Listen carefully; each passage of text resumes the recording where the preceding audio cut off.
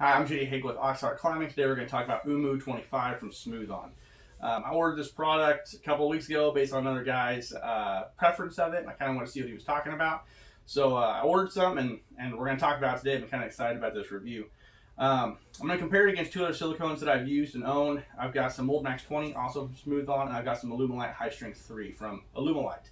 Now, before we really fire into this review, I will tell you that I have an affiliation with Alumilite.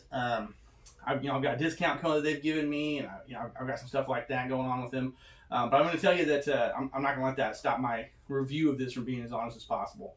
I think Alumilite's got some great pros, and there's some great things you can do with it. And there's a lot of times I prefer Alumilite over some other products, but that's not always the same case for everybody, and it's not even the same case for me all the time. So while I really appreciate Alumilite and what they're doing, we're going to give this review and try and keep it as honest as possible.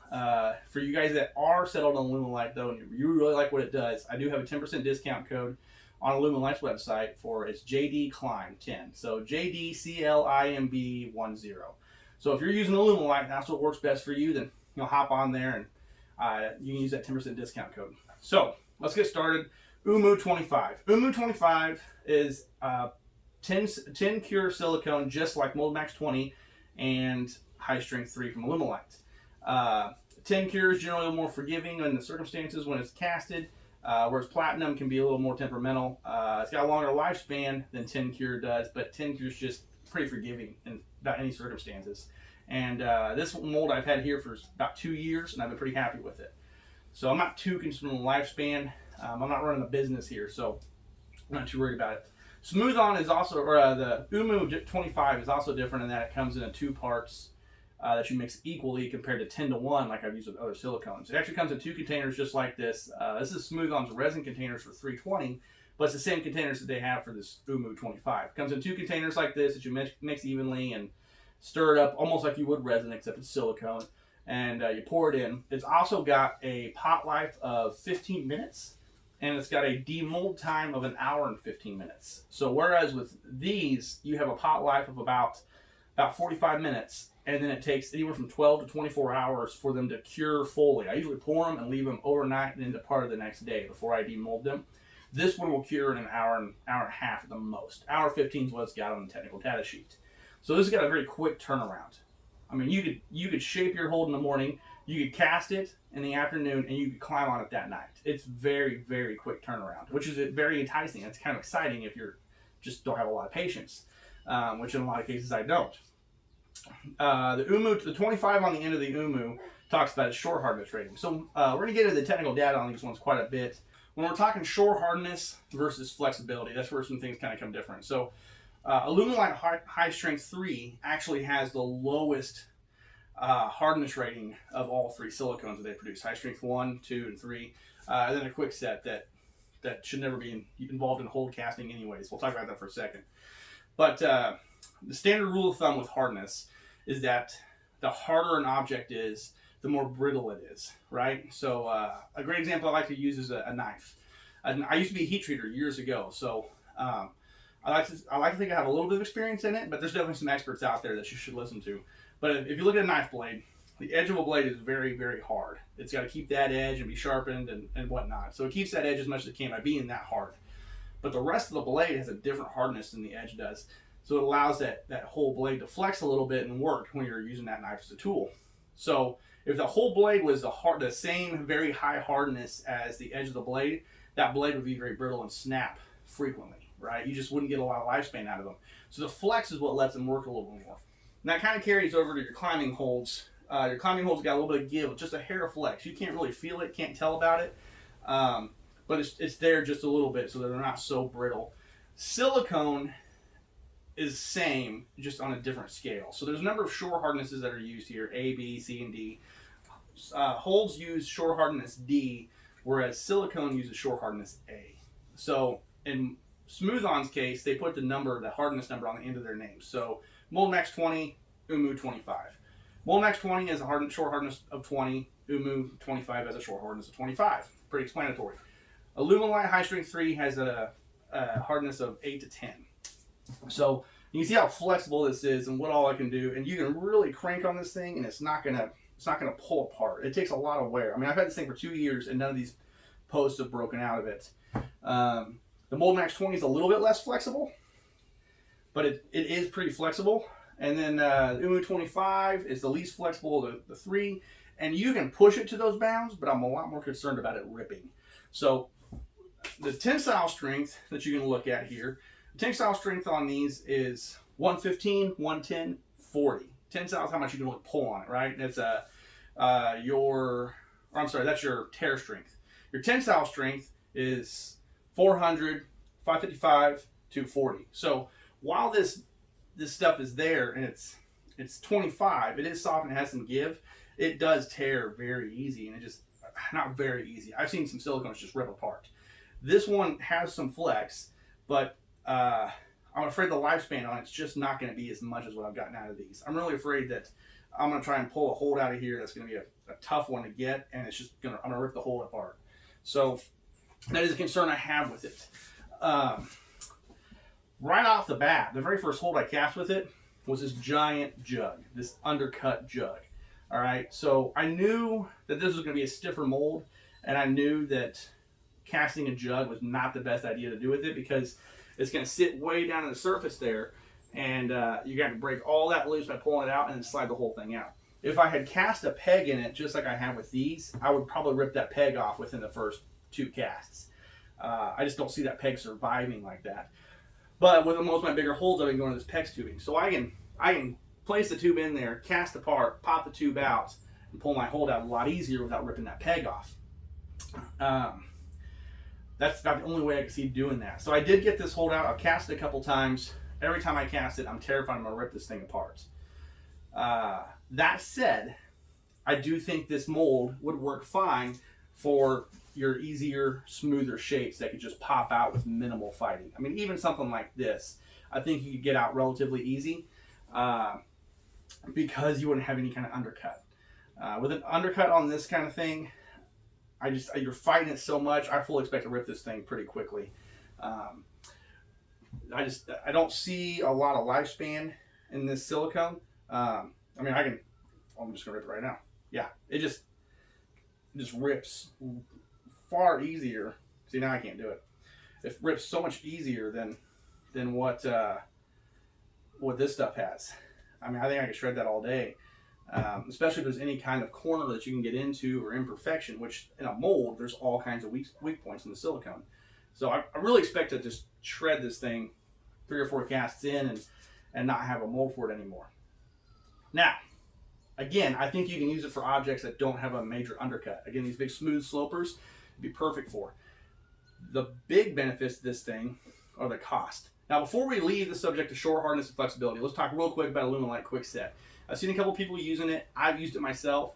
It's at Hobby Lobby. Alumilite has it on their website, and they talk about how quickly it sets. It's also ridiculously hard. It's got a short hardness of 50 or 60. I don't remember. It's very, very stiff. I used to keep one as an example to use in my videos early on. I don't know where it is. I probably threw it away because I was tired of looking at it. It's extremely stiff. It's got very little flexibility to get your rock holds out of, and I tore it on the first cast. So don't use Quickset for climbing holes. That's a terrible idea. Go into their high strength 3 or 2, something like that. Don't do Quickset. 25, maybe 30 is about the hardest I would do with silicones. If you're out there looking at your stuff and you don't have access, especially you guys in Europe, you guys don't have access to silicones, then what are the stats you're looking at? So I would pull up one of these products and look and compare. But right off the top of the bat, I really like 20 and I like high strength 3. You know, both of these have got a short hardness of 10 to 20. So 10, 20. They've got a tear strength of 115, 110. They've got a tensile strength of 400 and 555. And that's kind of the statistics you're looking for. Short hardness, tensile strength, tear strength. That's going to give you a ballpark and a place to start if you're looking at silicones over in Europe, or you don't want to use one of these products, you want to try something else. So if you get much harder than 25, I think you're really kind of begging to rip a hold apart or a mold apart while you're pulling a hold. So, price. The big thing about this is the price, I think. It comes in 2 of these containers. It comes in 2.8 pounds. So all of these, I'm going to give you the trial unit prices, and I'm going to give them their next step up. The trial unit for this one is 2.8 pounds. The trial unit for Mold Max 20 is 2.2 pounds. The trial unit for Alumilite is 1 pound. All right, so you get the way least amount with Alumilite. They're all the same price. They're all $27, $27, $27. All right, across the board. That one's a little less than 27 because you can get 10% on it. But also Alumilite, you can go to Hobby Lobby and buy it there and pick it up for 40% off. So that's a big reason to look at that, because I can get it for 18 bucks at Hobby Lobby, which makes it a lot more advantageous price-wise. But not everybody has a Hobby Lobby close by. So if Hobby Lobby changes a lot of math for Alumilite across the board, because you can just walk in the store and pick it up and you get that 40% off. All right. So anytime Alumilite doesn't look quite competitive, if you have a Hobby Lobby nearby, it's super competitive. That's just the way it is. So that's the prices across the board. The cubic inches per pound is what really gives you your quantity and your price cost here. So cubic inches per pound, I will say this is stuff much heavier, but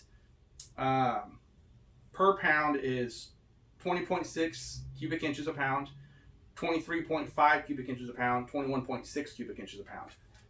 So that's fairly similar going across, but since you're getting 2 pounds with Mold Max 20 and 2.8 pounds with Oomoo25, you're getting triple.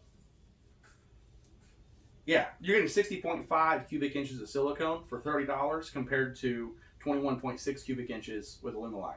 All right.